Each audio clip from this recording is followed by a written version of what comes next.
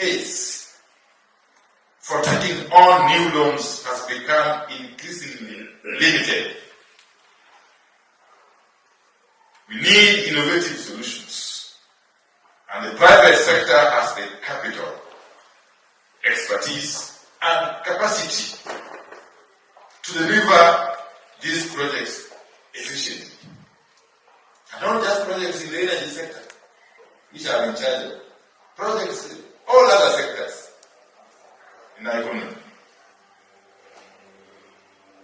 If structured properly, PPPs allow us to achieve value for money.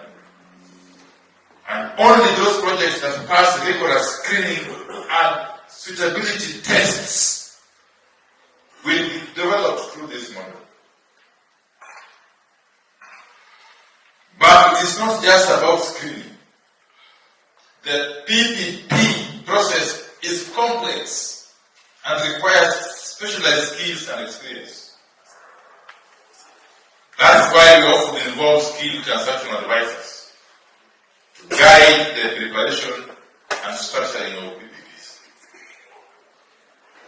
There are significant benefits.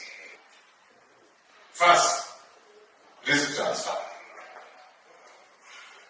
A substantial portion of the risks associated with these projects will ordinarily be borne by the private sector, including but not limited to 1, financing risks, 2, site acquisition and right-of-way risks, 3, design and construction risks, and 4, operation and maintenance risks.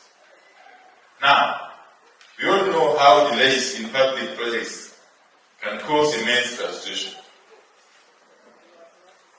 PPPs help mitigate this by ensuring that private parties are incentivized to meet their deadlines, because they only get paid if they perform.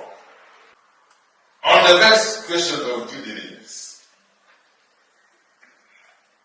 Now, a documentary review has already been done, and this will be verified through a scheduled more rigorous physical due diligence, as envisaged under the Act. Specifically, under Section 41 of the Act, the PPP Directorate is required, in coordination with the contracting authority, which in this case is KETRACO, to undertake due diligence on the private part. Could be Africa 50, could be ADANI, could be somebody else, prior to commencing the evaluation of the privately initiated proposal. An evaluation committee was constituted a while back, drawing its membership from the PPP Directorate and the contracting authority to undertake due diligence on the private part, as well as to evaluate the submitted proposals. This is work in progress, and we shall be reporting to the public